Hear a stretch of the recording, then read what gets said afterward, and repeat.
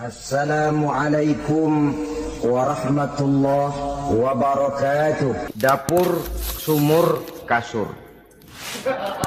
Kasur, sumur, dapur. Seolah-olah wanita terpaut dengan 3 ur itu tadi. Seolah-olah wanita tidak bisa berbuat lebih banyak daripada itu. Bahkan di tengah masyarakat jahiliyah, bayi perempuan mendatangkan aib sehingga mereka lalu dikubur hidup-hidup. Maka datang Islam dengan tegas mencanangkan satu revolusi yang mengangkat harkat dan martabat kaum wanita. Nabi bersabda, "An-nisa'u imadul bilad. Iza saluhat saluhal bilad, wa iza fasadat fasadal bilad." Wanita adalah tiang negara. Jikalau baik wanita, baiklah negara. Jikalau rusak wanita, hancurlah negara. Dalam berbagai ayat Al-Quranul Karim menjelaskan tentang wanita dan peranannya. Al-Quran bercerita tentang Siti Hawa. Al-Quran bercerita tentang anak perempuan Nabi Adam, Iklimah dan Labuda, yang menyebabkan Habil dan Qabil saling berbunuh-bunuhan.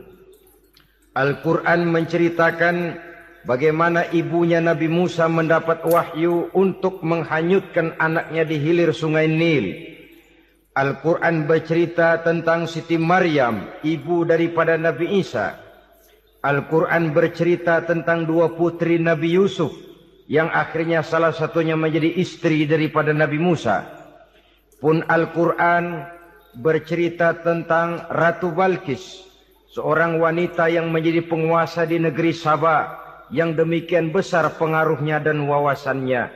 Dan banyak lagi Al-Quran menceritakan keadaan kaum wanita. Sampai-sampai dalam Al-Quran ada satu surah yang dinamakan surah An-Nisa. Ini seluruhnya berarti bahwa Al-Quran telah menempatkan kaum wanita dalam satu posisi yang mulia dan terpuji.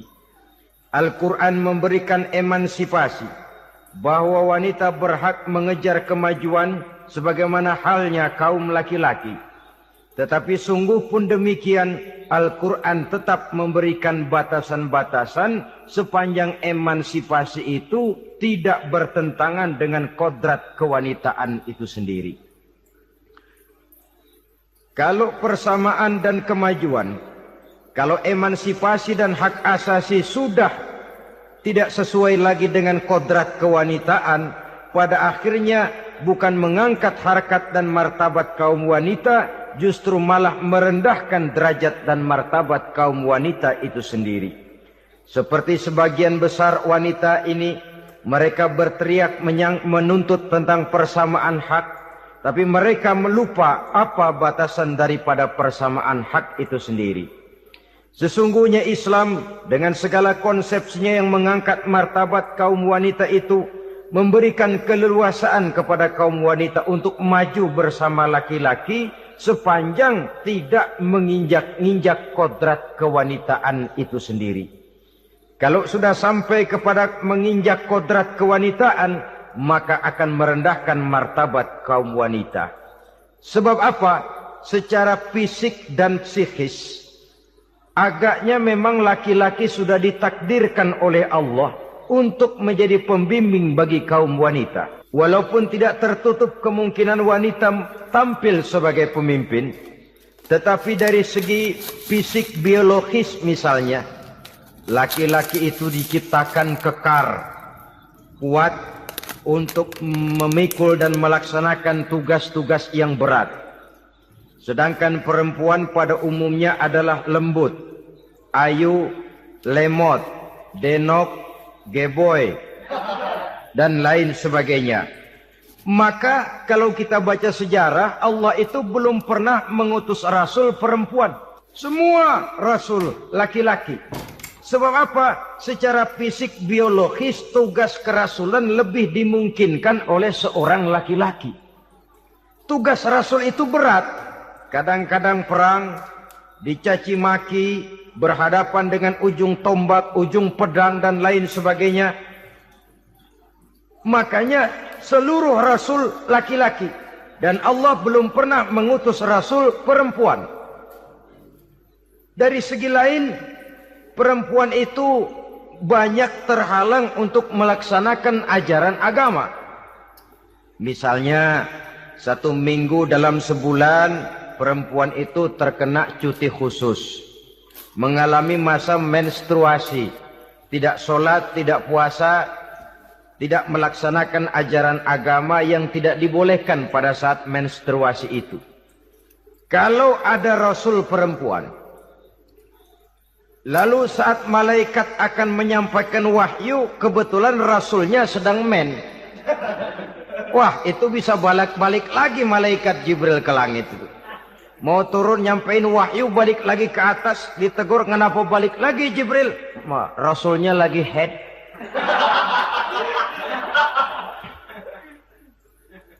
Atau pada saat agama dalam bahaya, agama dalam hinaan, agama dalam ancaman, rasulnya perempuan kebetulan sedang hamil besar. Apa lalu perang ditunda? Pengumuman perang ditunda saja sampai rasul melahirkan. Tentu lebih tidak mungkin lagi. Secara fisik biologis, laki-laki lebih memungkinkan untuk melaksanakan tugas kerasulan ini. Maka seluruh rasul yang diutus Allah adalah laki-laki. Saudara hadirin yang saya muliakan, sungguh pun demikian, Islam itu mengangkat martabat wanita sedemikian tinggi sebagai tiang negara yang menentukan jatuh dan bangunnya negara, yang ikut mewarnai bahkan menjadi warnanya suatu negara. Walaupun peranannya memang tidak begitu kelihatan, tapi sesungguhnya amat sangat menentukan. Oleh karenanya, secara umum, emansipasi yang digariskan oleh Islam, emansipasi yang tidak bertentangan dengan kodrat kewanitaan di berbagai aspek kehidupan. Kalau sekarang emansipasi ini kelihatannya sudah salah pasang, salah kaprah. Bahkan belum lama kita menyaksikan bagaimana ada binaragawati. Di zaman sekarang perempuan sudah mulai angkat besi. Saya mulai mikir kalau perempuan sudah pada angkat besi, ini sudah tanda suaminya udah dekat dibanting-bantingin ini. Tahun-tahun mendatang mungkin akan menyusul perempuan mulai narik becak.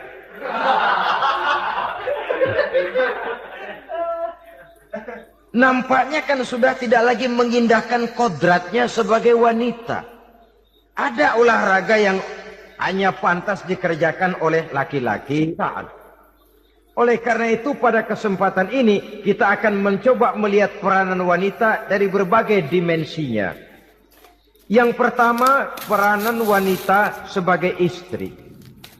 Adalah Rasul memilih istri pertamanya Sayyidatuna Khadijah radhiyallahu anha.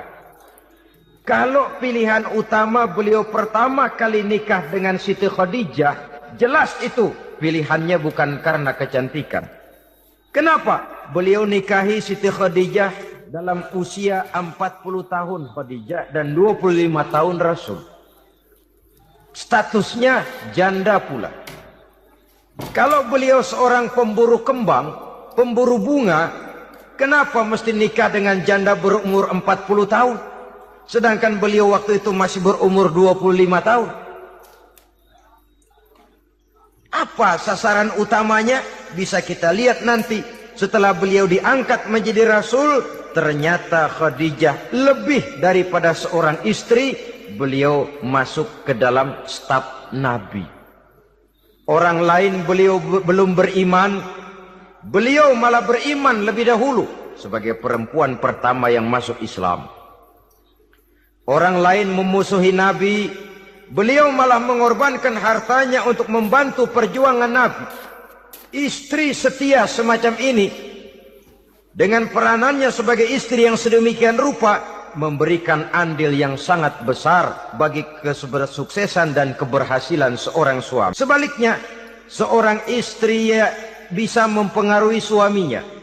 Seorang suami yang jujur, polos, lugu, sederhana, bisa jadi koruptor ulung kalau didorong-dorong oleh istrinya.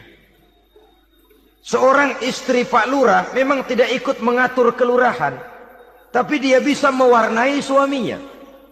Seorang istri gubernur memang tidak ikut mengatur provinsi, tapi dia bisa mewarnai suaminya. Sepanjang warnanya positif, tentu sangat baik dan sangat diharapkan. Tetapi kalau warnanya negatif, kiamatlah akibatnya umat ini. Oleh sebab itu, peran pertama dari kaum wanita sesungguhnya adalah sebagai istri yang mendampingi suami untuk mengolah dan melaksanakan tugas-tugas besar. Dari seorang yang paling kecil sampai kepada seorang yang punya jabatan paling tinggi sekalipun, pengaruh dan peranan istri memang sangat menentukan. Saudara hadirin kaum muslimin rahimakumullah. Itulah sebabnya Nabi menikah dengan Siti Khadijah. Dan lebih dari itu, sebelum menikah dengan Nabi, Siti Khadijah itu sudah terkenal sebagai pengusaha wanita, business girl kalau bahasa sekarang ini. Bahkan jaringan-jaringan bisnisnya tidak hanya Mekah saja, tidak hanya antar kota, bahkan sudah antar negara. Dari Mekah ke Syam, dari Mekah ke Madinah dan lain sebagainya, yang bahkan kita tahu Rasul pada mulanya pun ikut membantu perdagangannya Siti Khadijah radhiyallahu anha ini. Jadi kalau bercermin dari karier Siti Khadijah, boleh saja wanita bergerak di bidang bisnis, asal memang profesi, bukan karena dengan senjata dan modal kecantikan lalu membujuk dan meraih orang sampai telap sehingga bisnisnya berjalan lancar dengan jalan menjual kecantikannya. Tidak. Bergerak di bidang bisnis yang memang profesinya di situ. Tidak ada salahnya. Bisa saja perempuan menjadi bisnis girl seperti yang dicontohkan oleh Siti Khadijah radhiyallahu anha ini. Sebab itu kontes-kontesan yang hanya bertitik kepada rupa yang ayu saja, rupa yang cantik saja, sesungguhnya bukan hanya tidak bermanfaat, tapi saya pikir juga sangat tidak mendidik. Yang mengajar anak-anak remaja putri kita untuk berlomba-lomba hidup dalam kepalsuan. Alis mata palsu, hidung pesek dimancungin, palsu, operasi plastik. Alis matanya dikerik, bikin yang palsu. Tai lalat lagi bikin yang palsu. Gincu bibir dimerahin, palsu. Seluruhnya hidup dalam kepalsuan. Akan lebih baik kalau kita ini misalnya mengadakan kontes yang menitik beratkan kepada ketinggian IQ, kecerdasan, kemampuan, skill, keahlian dan kemampuan. Tidak hanya dititik beratkan kepada rupa yang ayu dan cantik semata-mata. Sebab di samping manfaatnya diragukan, juga sangat tidak mendidik buat generasi yang akan datang. Terutama ibu-ibu, peran utama wanita sesungguhnya adalah sebagai istri mendampingi suami dalam melaksanakan tugas-tugas besar. Satu hari, serombongan ibu-ibu pernah datang menghadap Rasul mengajukan satu resolusi. Protes kalau bahasa kita sekarang. Ya Rasul, ada apa bu? Kalau laki-laki sih enak. Enak bagaimana? Iya, kalau orang laki-laki sholat, perempuan sholat. Laki-laki puasa, perempuan puasa. Laki-laki pergi haji, perempuan pergi haji. Laki-laki menuntut ilmu, perempuan bisa menuntut ilmu. Tapi kalau laki-laki pergi jihad, perang membela agama, kami perempuan tidak bisa ikut jihad perang di medan pertempuran. Padahal pahala jihad sangat besar dan kami ingin mendapat pahala jihad. Tidak adil kalau begini ya Rasul. Izinkan kami pergi jihad. Ini perempuan di zaman Rasul. Kalau ada kebaikan tidak bisa ikut, rasanya rugi bukan main, lalu protes. Apa jawab Rasul? Beliau senyum. Ibu-ibu jangan khawatir. Walaupun ibu-ibu tidak maju ke medan perang, ada ibadah yang pahalanya sama dengan pahala jihad itu. Apa ya Rasul? Beliau menjawab, jihadukunna fi baitikunna Jihadnya ibu-ibu, jihadnya kaum wanita adalah di rumah tangganya sebagai istri. Memasak makanan suaminya, mencuci pakaian istrinya, mengasuh, merawat dan membesarkan anak-anaknya, itu seluruhnya bagian daripada ibadah yang pahalanya tidak kurang dengan pahala jihad. Kenapa? Al-Quran itu memberikan sesuatu sesuai dengan kedudukannya. Kalau perempuan pergi perang jihad membela agama, musuhnya laki semua, kayak apa perangnya? Itu musuhnya bisa nggak mau pakai pedang, perangnya udah gulat aja udah. Sehingga Rasul lalu memberikan satu jalan keluar yang membuat wanita-wanita itu lega. Jihadukunna fi baitikunna. Ibu-ibu sih tidak usah khawatir. Jihad ibu adalah di rumah tangga ibu-ibu semua. Sejak bangun tidur sampai tidur kembali, nyaris kaum ibu itu 24 jam pekerjaannya. Sebagai istri, dia melaksanakan jihad di rumah tangganya. Peranan wanita yang pertama adalah sebagai istri yang walaupun tidak kelihatan dan menonjol seperti halnya laki-laki, tapi sangat mewarnai, bahkan menjadi warna dari tugas apapun yang dihadapi oleh suaminya. Dulu ada seorang orator, kalau pidato hebat bukan main. Kalau dia bernada gembira, semua orang senyum. Kalau dia bercerita tentang sesuatu yang sedih, satu masjid orang nangis. Orang tanya kepadanya, "Pak, bisa pidato begitu hebat, siapa yang bikin?" "Ya saya sendiri." Istrinya dari belakang bilang, "Tidak, yang bikin pidatonya hebat saya." Kata suaminya, "Mana bisa, saya." "Saya," kata istrinya. "Kalau saudara tidak percaya, tunggu Jumat depan. Dia khutbah Jumat, saya akan bikin khutbahnya tidak hebat," kata istrinya. Sudah hari Rebo, siap-siap mau bikin konsep khutbah, baru mau nulis, datang istrinya. "Bang, tolong pegangin anak, saya mau ke warung." Mau bikin konsep lagi, kata istrinya, "Bang, tolong ini, tolong itu, tolong ini." Sampai mau berangkat khutbah Jumat, khutbah belum selesai dibikin. Begitu naik mimbar, kehabisan bahan. Sudah 10 menit masih ama ba'du, ama ba'du, ama ba'du. Ini yang dengar heran, ini orang kok bicaranya bisa cuma amat sama badu, amat sama badu saja. Di situ kelihatan saudara-saudara betapa peran serta istri yang walaupun tidak kelihatan oleh pandangan mata yang zahir, tapi teramat sangat menentukan. Sekali lagi, tidak ada seorang suami bisa sukses jadi apapun dia tanpa peran serta istrinya di rumah. Tidak ada kemajuan yang bisa diperoleh kalau tidak karena peran serta istrinya di rumah. Tidak ada kesuksesan yang bisa diraih tanpa keikutsertaan daripada istrinya di rumah.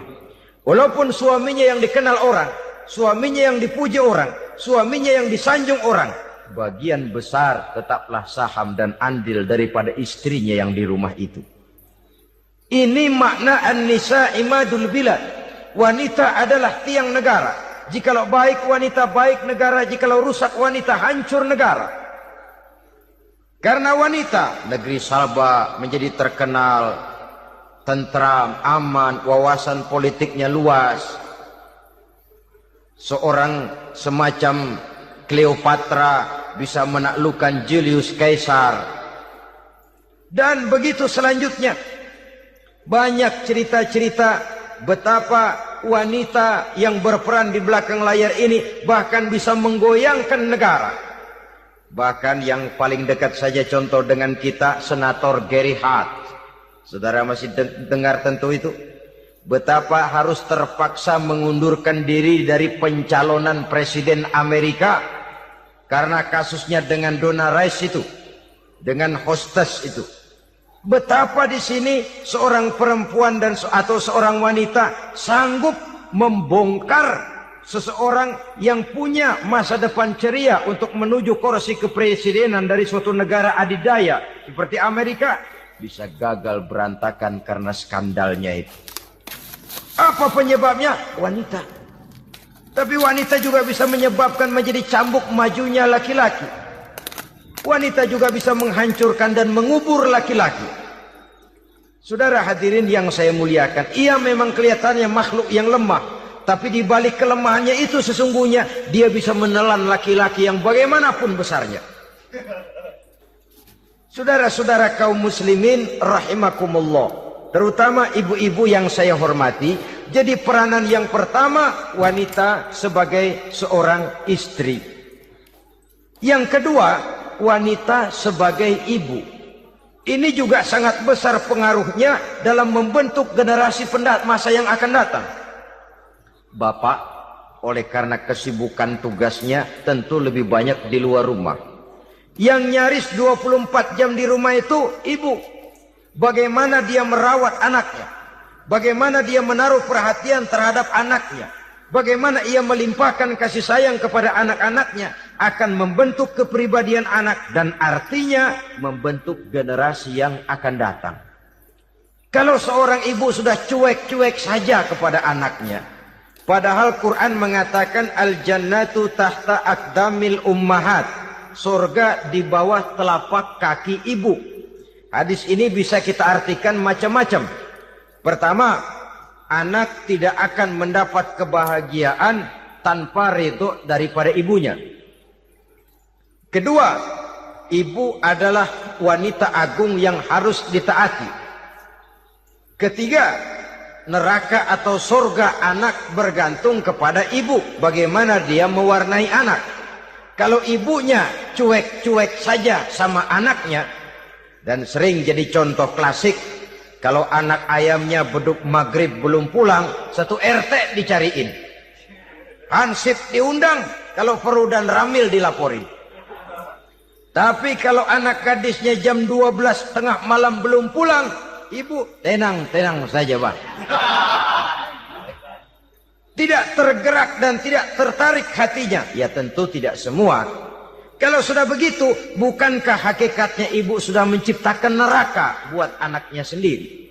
Khalil Gibran dalam satu tamsil yang indah pernah mengatakan, kalau kita diberikan sebutir mutiara, sebutir intan, dan intan itu sebutirnya sebesar telur ayam, benda yang sangat langka dan berharga, tentu kita sayang intan atau mutiara itu. Kita jaga baik-baik. Kita simpan dalam kotak. Kotaknya kita kunci. Kotak itu kita simpan di dalam lemari. Lemarinya kita kunci lagi. Lemarinya ada di dalam kamar. Kamarnya pakai pintu. Pintunya kita kunci lagi. Kamar itu ada dalam rumah. Rumahnya pakai pintu. Dikunci lagi. Kemudian rumahnya pakai pintu gerbang besar. Gerbangnya juga digembok lagi. Untuk menjaga intan itu jangan sampai hilang, begitu usaha kita berlapis-lapis. Dan intan itu sudah diberikan kepada kita, kata Khalil Gibran. Apa dia? Anak-anak yang diamanahkan Allah kepada kita. Itu intan-intan mahal, itu mutiara-mutiara pilihan yang dititipkan dan diamanahkan untuk kita jaga sebaik-baiknya. Haruskah dia sia-sia di tangan kita? Haruskah dia merana jatuh di tangan ibu yang tidak punya tanggung jawab? Saudara hadirin yang saya muliakan, oleh karenanya peranan sebagai ibu ini sangat menentukan bagi pembentukan generasi yang akan datang. Salah ibu mengarahkan anak, akan lahir generasi mendatang yang tidak kita harapkan. Sehingga Nabi bersabda, kullu mauludin yuladu 'alal fitrah fa abawayhi yuhawwidanihi aw yunassiranihi aw yumajjisanihi. Setiap bayi dilahirkan dalam keadaan suci. Setiap bayi dilahirkan dalam keadaan bersih, tidak punya dosa. Islam tidak mengenal dosa warisan. Semua saja bayi lahir dalam keadaan suci dan bersih. Kalau demikian lalu bagaimana? Kata Nabi, ibu bapaknya lah yang kelak akan menjadikan anak itu sebagai Yahudi, yang kelak menjadikan itu anak itu sebagai Nasrani, atau menjadikan anak itu sebagai majusi. Ibu bapaknya yang mewarnai anak. Ibaratnya anak itu kertas putih, mau ditulis tinta hijau warnanya hijau, mau ditulis tinta merah warnanya merah, mau ditulis tinta hitam pun warnanya hitam. Oleh karena itu pembentukan anak yang soleh secara mental sesungguhnya sudah diwarnai oleh kebiasaan ibu bapak dalam pergaulan di rumah tangganya. Secara mental. Sehingga dengan demikian saudara-saudara, salah kaprah ibu dalam mengarahkan anak-anaknya akan melahirkan generasi penerus yang sungguh-sungguh tidak kita harapkan. Dan pada gilirannya akan membahayakan perkembangan bangsa dan negara, membahayakan kita sebagai suatu umat. Apalagi sekarang ini masih banyak orang-orang muslim, orang-orang tua muslim yang kadang-kadang menyekolahkan anaknya di sekolah yang membahayakan akidahnya, mematikan imannya, menghancurkan tauhidnya. Pokoknya asal bonafid keluar sekolah ada jaminan lapangan kerja, perkara anak mau kafir mau murtad bukan urusan. Alangkah ironi dan sangat menyedihkan. Saudara-saudara yang saya hormati, jadi dari segi kaum wanita peranan ibu sangat besar. Dari segi anak, ketaatan kepada ibu, doa restu ibu akan membawa kepada kebahagiaan hidup. Doa ibu mustajabah, kutukan ibu manjur. Beberapa hikayat dan riwayat menjadi contoh dan tamsil buat kita betapa tidak ada satu kebahagiaan di dunia ini yang bisa ditegakkan tanpa doa restu daripada ibu. Pantas kalau dalam Al-Quran ada ummul kitab, ibunya atau induknya kitab. Tiap negara punya ibu kota, bapak kota tidak ada.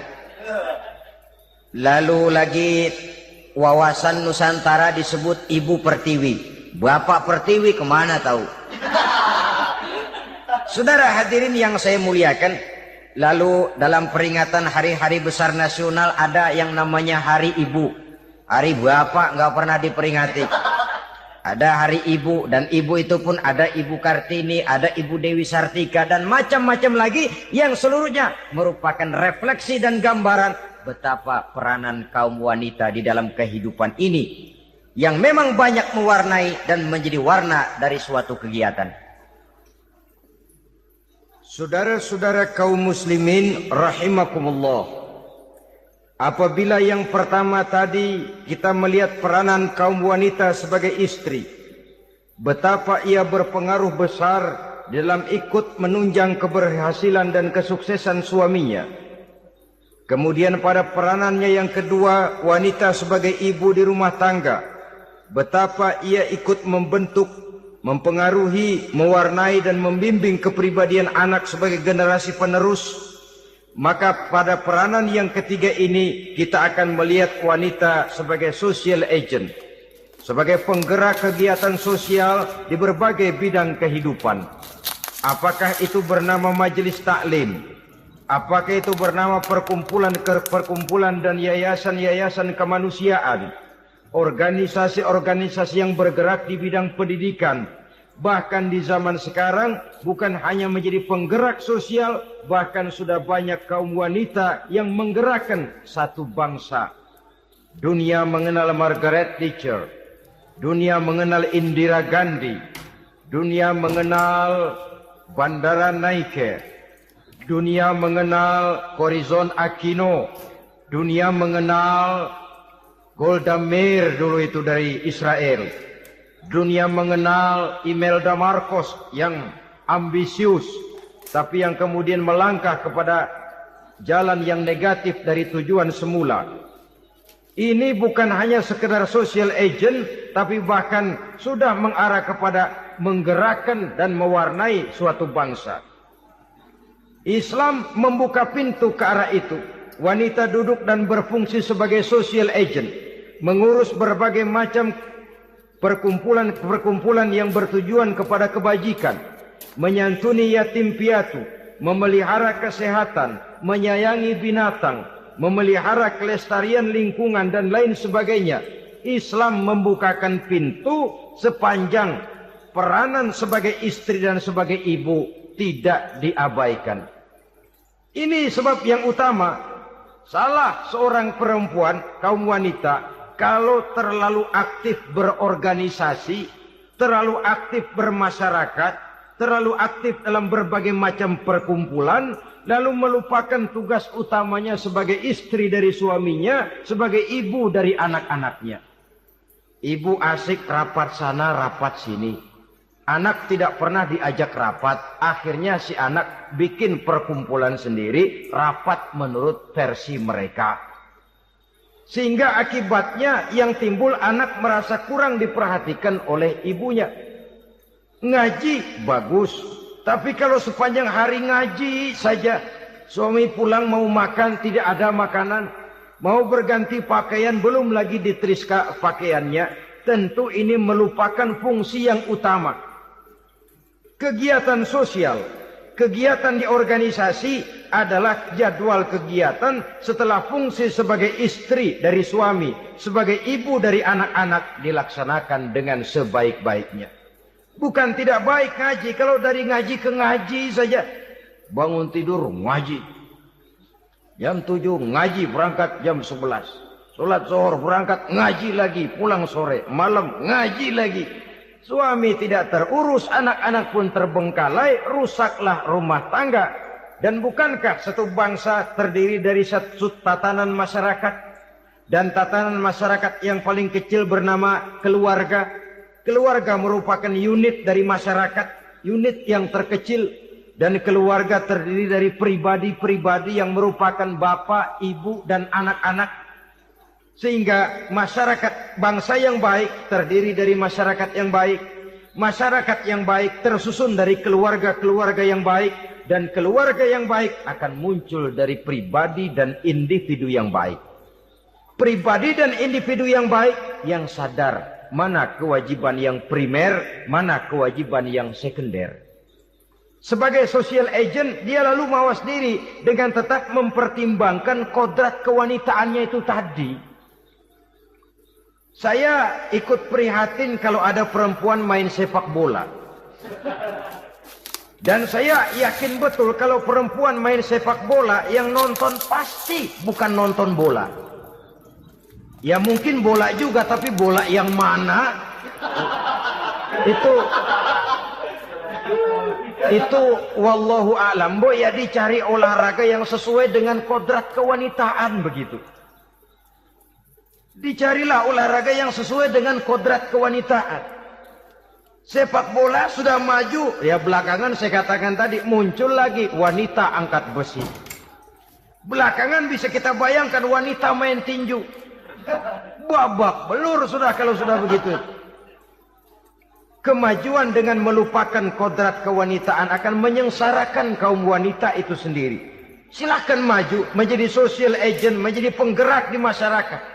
Para istri Rasul bisa kita jadikan satu figur. Siti Khadijah, figur sebagai istri pendamping. Yang setia, dikala suaminya bingung, ia tampil memberikan pandangan. Dikala suaminya bingung, ia memberikan tanggapan. Dikala suaminya dimusuhi orang, ia menampakkan kesetiaannya. Kau tidak sendiri bang, aku di sisimu. Dikala jiwanya gelisah ketika pertama kali menerima wahyu berhadapan dengan malaikat Jibril, Khadijah yang menghibur. Kalla ma yukhzikallahu abada. Tidak apa-apa bang, Allah tidak akan menyusahkan kau untuk selamanya. Tenang sajalah, tenang. Abang orang baik-baik, Allah tidak akan menyengsarakan abang. Peran sebagai istri. Dan Rasul mantap. Sehingga bertahun setelah Khadijah wafat, selalu terkenang dan dikenang oleh Rasul. Pernah satu saat beliau itu seperti orang melamun. Aisyah tanya, kok seperti ngelamun bang? Iya kata Rasul, saya seperti mendengar suara terompahnya Khadijah di surga. Padahal Khadijah sudah lama wafat. Aisyah mendengar itu rada sedikit manyun. Kata Aisyah, bang cukup sekali ini saja, jangan sebut-sebut lagi nama itu ya. Cemburu rupanya. Ya soal cemburu sih nggak bini Nabi, nggak bini kita, namanya cemburu. Perempuan mesti ada. Apa jawab Rasul? Ya Humairah, Aisyah, Haruskah saya melupakan seseorang yang dikala orang lain memusuhi saya, dia mati-matian membela saya. Dikala orang lain mau membunuh saya, dikorbankan hartanya untuk membantu perjuangan saya. Mestikah saya melupakan orang yang begitu baik? Tidak, Aisyah. Sepanjang nafas masih ada, sepanjang itu saya tidak akan bisa melupakan Khadijah sayang. Peran sebagai istri Khadijah ini. Peran sebagai istri. Suaminya bingung, istrinya memberikan hiburan. Kadang kan tidak, suami bingung, istri bingungan lagi. Ya sudah, mari ramai-ramai kita bingung sudah. Bukan mencari jalan keluar, yang sudah bingung malah ditambahin bingung lagi. Saudara hadirin yang saya hormati, lalu figur Siti Aisyah, muda, cantik, kreatif, cerdas. Kalau bahasa sekarang barangkali wanita karier ini. Ini figur-figur. Jadi punya keistimewaan masing-masing. Sehingga ada pilihan. Ya tentu orang mencari istri itu kan karena ada dasar pilihan. Mungkin rupanya kurang menarik tapi akhlaknya bagus. Mungkin akhlaknya sedang-sedang saja tapi potongannya cakep. Masih ada pilihan. Sudah potongan jelek, akhlak bejat. Emangnya lu milih merem tempo hari ya?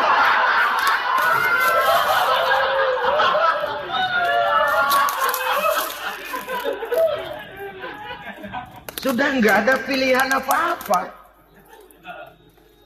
Lalu ada istri yang punya keistimewaan karena sifatnya yang sabar. Ada yang wataknya itu pemurah. Ada yang sifatnya itu belas kasih. Pendeknya dari istri-istri Rasul kita bisa menemukan figur-figur wanita teladan. Sehingga keliru kalau kaum orientalis barat mengatakan Rasulullah itu katanya sesungguhnya adalah seorang seks maniak. Istrinya banyak. Oh ini memang bajingan ini orientalis ini. Kalau Rasulullah itu seorang seks maniak, tentu yang dinikahinya itu pertama jelas gadis semua. Yang kedua tentu cantik-cantik semua. Dari istri-istri beliau yang dikawininya dalam keadaan gadis cuma Siti Aisyah. Selebihnya janda. Apa pertimbangannya? Menyantuni yatim-yatimnya. Mengayomi janda-janda yang ditinggal suaminya gugur di medan perang. Untuk memperkuat keimanannya. Itu pilihan utama Rasul. Kita sekarang ini ya ngakunya seikut sunnah Rasul. Cuma sunnahnya urusan kawin melulu. Ada duit sedikit, kawin maning, kawin maning. Ditanya orang kenapa kawin melulu sih mas, sunnah Rasul. Bukan main. Kalau sudah urusan kawin pahlawan betul sunnah Rasul. Padahal kawin lagi dalam Islam itu sungguh pun boleh tapi tidak diperintah. Tidak diperintah, memang cuma boleh. Itu kalau dalam pesawat itu cuma semacam emergency exit lah ya. Yang tidak boleh sembarang waktu bisa dibuka. Kalau memang sanggup berlaku adil, tafadhol. Kalau tidak, satu juga nggak habis. Lagian saya kira perempuan itu kan cuma perbedaan rupa saja. Perbedaan selera saja. Seperti singkong dengan sate. Bedanya kan cuma di tenggorokan. Kalau sudah masuk ke perut, kenyangnya kan sama. Perempuan cuma berbeda dalam selera. Rasanya barangkali ya. Barangkali.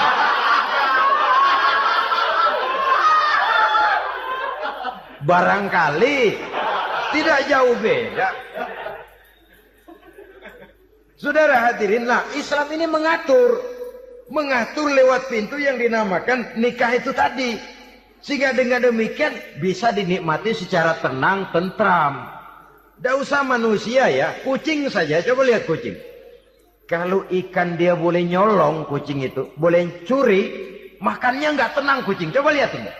Asal dia nyolong ikan, makannya juga mindik-mindik. Matanya nengok kiri, nengok kanan. Ada sedikit gerusak, kabur. Secara nalurinya kucing tahu kalau ini ikan curian, makannya nggak tenang dia. Tapi kalau ikan kita kasih, kucing anteng, geledek juga nyamber, manteng aja dia. Nalurinya mengatakan ini ikan dikasih sama yang punya, tenang dia. Saudara hadirin yang saya hormati, orang juga gitu. Kalau hubungan suami istrinya sudah sah, diikat dengan akad nikah, tenang, anteng, nggak gerasak gerusuk, nggak kayak diubur-ubur maling. Anteng aja, dan yang ngintip juga gua cuek aja udah. Biarin aja dia ngintip, capek sendirilah.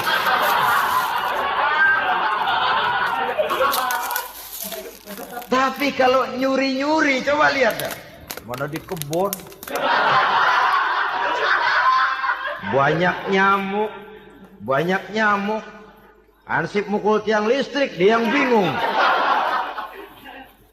Islam ini sesungguhnya memudahkan jalan, saudara-saudara.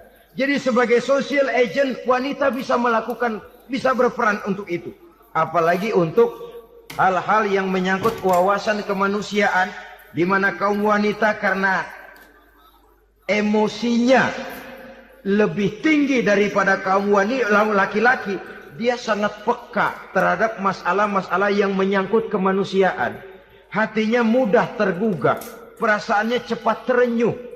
Dengan penderitaan dia cepat tergugah. Dia bisa menjadi social agent tanpa harus melupakan fungsi utama sebagai istri dan sebagai ibu dari anak-anaknya, sebagai istri dari suaminya.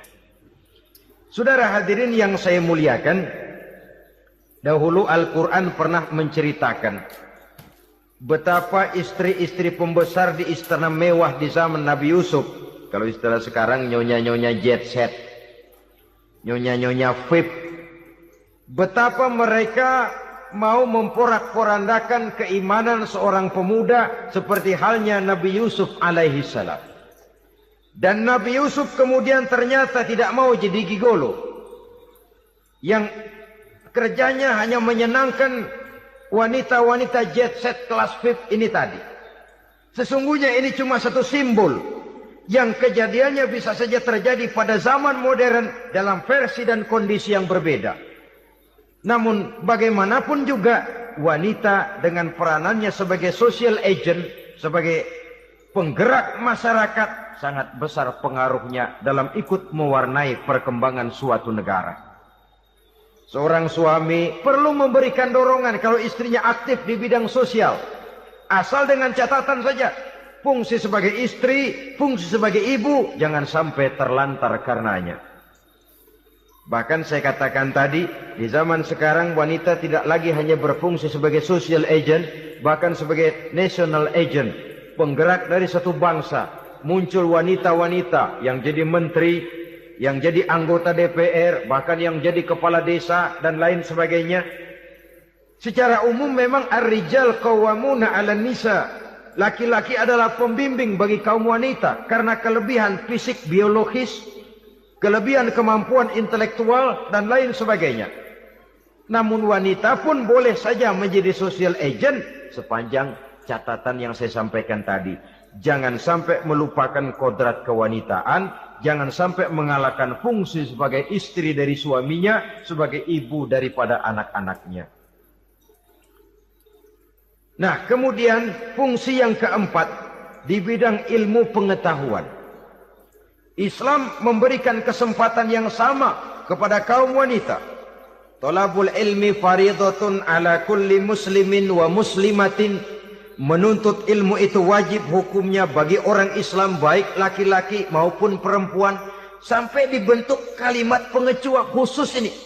Muslimin wa muslimatin. Bagi muslim laki-laki, bagi muslim perempuan. Dan alhamdulillah, kalau dulu di zaman Raden Ajeng Kartini, nasib perempuan berada di balik pintu yang digembok rapat-rapat. Siklusnya berputar cuma sumur, dapur, kasur. Kasur, sumur, dapur. Dapur, sumur, kasur. Melingkar di situ satu saja peranan kaum wanita. Memberontak jiwa Raden Ajeng Kartini. menuntut persamaan bahwa wanita berhak maju sama dengan laki-laki, entah Islam sejak 14 abad yang lalu sudah mencanangkan ini, menuntut ilmu wajib bagi laki-laki dan perempuan beragama Islam. Orang Islam baik dia laki-laki, baik dia perempuan, wajib menuntut ilmu. Ilmu dalam artian umum, tidak hanya sekedar fikih tauhidnya, ya di bidang kedokteran, di bidang teknik, di bidang hukum, dan lain sebagainya. Ini yang perlu dibanggakan. Kalau perlu, ini yang perlu diadakan kontes. Kontes IQ. Wanita yang paling berprestasi di bidang ilmiah. Wanita yang punya prestasi di bidang menjaga kelestarian lingkungan hidup. Wanita yang punya prestasi menggerakkan sosial, menyantuni yatim piatu, memelihara kesehatan. Adakan kontes macam itu untuk mendorong. Ini enggak, kalau kontes yang diukur betis, bibir, pinggul, payudara, lubang hidung, ukur sekalian kita. Apa manfaatnya dan apa unsur pendidikan yang ada di dalamnya? Tidak menguntungkan, tidak mendidik, dan tidak membawa manfaat. Kecuali lalu yang timbul pola hidup konsumen, pola hidup konsumer, pola hidup yang material, pola hidup yang wah, pola hidup yang gemerlapan. Ya, kalau oleh anak-anak muda yang terjangkau, kalau tidak, dia hanyut ditelan mimpinya. Dia ingin bergaya hidup jet set. Sementara dia dihadapkan oleh kenyataan bahwa dia tinggal di kampung. Ibu bapaknya orang kampung. Dan lain sebagainya. Jiwanya berontak. Terjadilah kegalauan. Terjadilah kerancuan. Terjadilah komplikasi. Perang di batin. Antara keinginannya dengan lingkungan nyata yang dihadapinya. Dan kalau sudah ada gejala semacam itu, penyakit-penyakit kejiwaan akan mudah muncul. Ini gejala terutama buat orang-orang yang tinggal di daerah transisi. Kota besar bukan, kampung banget juga enggak. Daerah cekak. Akibatnya gayanya ya sering gaya enggak karu-karuan. Gaya kepalang tanggung jadinya. Saudara hadirin yang saya muliakan, akhirnya apa? Santri tapi lagunya kayak koboi. Koboi tapi sesungguhnya santri. Saudara hadirin yang saya hormati. Maka di bidang ilmu pengetahuan wanita mempunyai peranan yang sangat besar. Dia bisa tampil dengan karya-karya ilmiahnya yang membawa manfaat bagi perkembangan agama, bangsa dan negaranya. Majulah kaum wanita dengan ilmu pengetahuan. Tuntutlah ilmu seluas-luasnya. Kita hidup di satu negara yang merdeka. Kita beragama yang memberikan satu keyakinan bahwa menuntut ilmu merupakan kewajiban. Bahwa peranan wanita tidak hanya di belakang dapur. Lain sebagainya yang seluruhnya terpantul dari dinamika kehidupan kaum wanita. Saudara-saudara kaum muslimin rahimakumullah. Kemudian yang kelima, peranan wanita dalam bidang agama. Kita bersyukur sekarang ini gejalanya dimanapun pengajian, biasanya lebih ramai pengajian ibu-ibu dari bapak-bapak. Peringatan hari-hari besar keagamaan, biasanya lebih ramai ibu-ibu daripada bapak-bapak. Pengajian, ibu lebih ramai. Padahal kalau bicara sibuk, lebih sibuk ibu daripada bapak misalnya. Kalau sudah pengajian bapak-bapak, biasanya pengajiannya ramai cuma 3 giliran itu. Pembukaan, maulid, penutupan. Kalau sudah yang rutin pengajian tiap minggu, 3 pojok yang ngaji. Yang atu nguap, yang atu pules, yang atu ngiler. Saudara hadirin yang saya muliakan, ada badan kontak majelis taklim yang merupakan wadah daripada kegiatan ibu-ibu. Ada Ittihadul Muballighat, Persatuan Muballighat. Ada Persatuan Para Asatizah. Dan macam-macam lagi peranan ibu-ibu di dalam kehidupan beragama. Tapi sesungguhnya harus dimulai dari bagaimana si ibu mewariskan jiwa agama kepada anak-anaknya di rumah tangganya. Kalau itu gagal, dia mau melangkah ke masyarakat, dia sudah gagal sejak awal sesungguhnya. Keberhasilannya dia menata masyarakat akan mengakibatkan dia nanti bernasib seperti Nabi Nuh. Berhasil mengajak beberapa orang kafir mengikuti ajarannya, tapi gagal mengislamkan putranya sendiri Kan'an. Bukan tidak berusaha, tapi memang Allah sudah menghendakinya sedemikian untuk menjadi contoh buat kita semua. Yang penting orang tua berusaha dan berikhtiar. Kalau sudah berusaha dan berikhtiar, anak ternyata memang sulit diurus, barangkali memang fotokopinya Kan'an tuh anak. Ya orang tua kalau sudah berusaha, ya tawakallah. Jangan belum berusaha lalu berkata, jangan anak kita, anak Nabi aja ada yang bengal. Ngajar tidak mau, mengajar anak tidak mau, mendidik anak tidak mau, lalu mencontoh Nabi, salah kaprah namanya. Kaum wanita bisa berperan di dalam agama. Ketika Rasul hijrah, itu kan beliau tidak langsung ke Madinah. Dari Mekah itu beliau mengambil jalan arah ke kiri menuju Gua Sur. Ini dalam strategi militer punya makna sendiri. Jenderal yang ulung, ahli strategi militer ini. Di Gua Sur sana beliau tinggal 2 hari 3 malam. Siapa yang membawa makanan ke Gua Sur? Siapa yang menjadi kurir untuk mengintai kegiatan-kegiatan Quraisy setelah Nabi berangkat hijrah? Asma, putri Abu Bakar Siddiq radhiyallahu anhu. Jadi kurir, jadi spion membawa makanan untuk Rasul dan ayahnya di Gua Sur. Ini peranan wanita. Di tengah bahaya, di tengah keadaan posisi terjepit, Rasul di dalam gua, diamatinya keadaan Quraisy, dilaporkannya kepada Rasul. Jasa seorang wanita bernama Asma, putri dari Abu Bakar Siddiq radhiyallahu anhu. Rabi'atul Adawiyah, seorang sayyidah sufiyah, ahli tasawuf yang terkenal dengan ajaran cintanya kepada Tuhan. Dia bisa menjadi tokoh wanita dalam gerakan sufi oleh karena kegiatannya di bidang agama dalam arti mujahadahnya kepada Allah Subhanahu wa taala.